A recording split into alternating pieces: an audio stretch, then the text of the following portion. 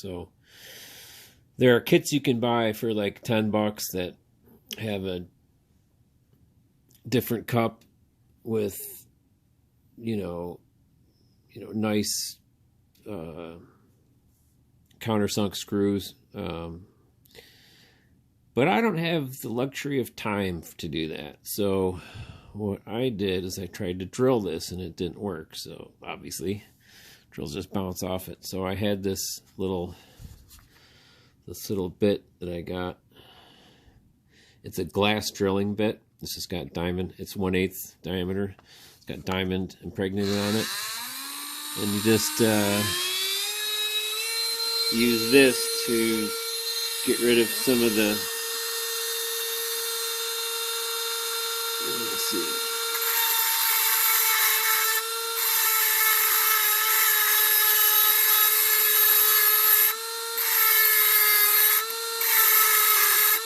So once you get through the plating, you'll be able to drill it.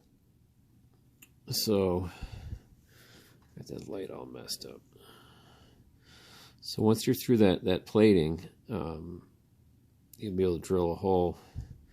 I'm doing 3 just in case. This guy's rough on equipment, so I'm doing 3 just so we never have to worry about this again.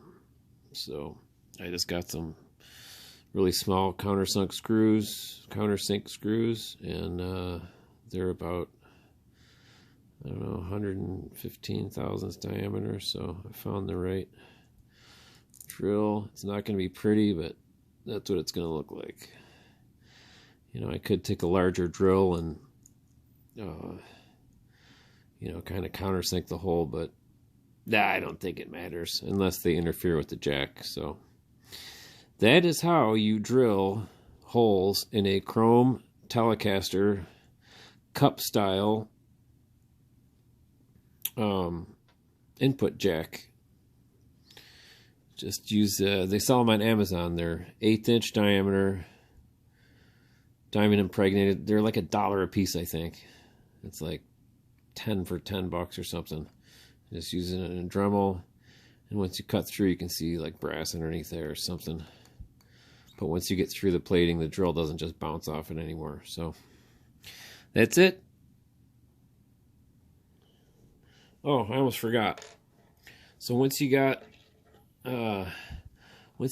the plating removed, ground off, you need some way to hold this thing while you're drilling it. So I just had this 3/8 diameter threaded rod. So I just put it on here like this, tighten it down like that,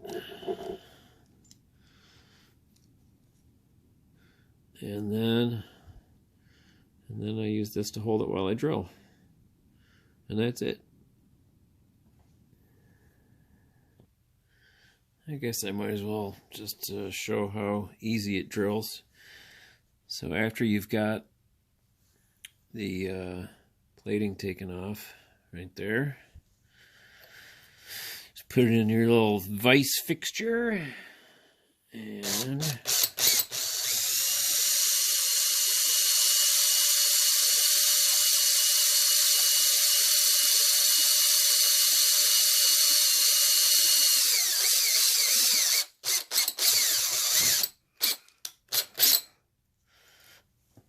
that's it.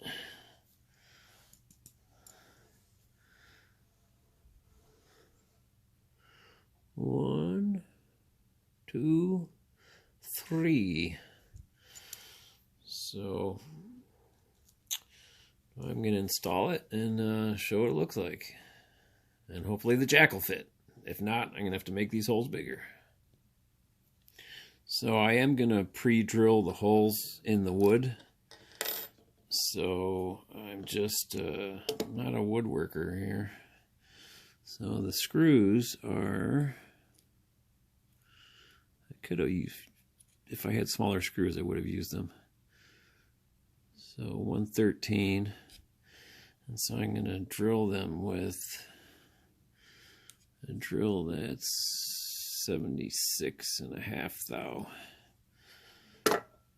So It's just enough so that it won't split the wood. You know, it's about the root diameter. Maybe a little smaller than the root diameter, but you know, these always strip out. So yeah, definitely pre-drill before you screw, unless you have really small screws.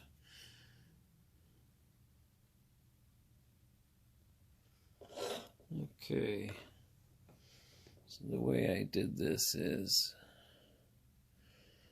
I drilled one hole and installed the screw. I'm going to drill, I'm going to hold it down and do the second two. So it's always good to have one started, or one holding it, so you know your alignment on all three is good.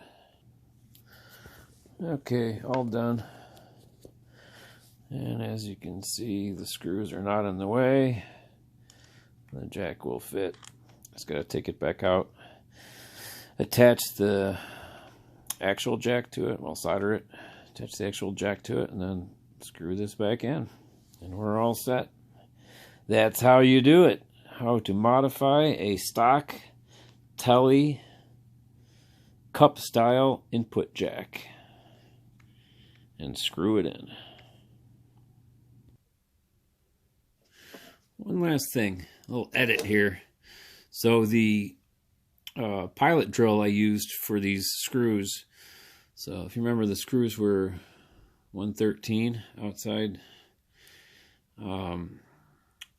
The first drill I used was a bit too small. The screws were going in too tight and I didn't want to crack the wood. So I switched to this 089 89 thousandths drill. And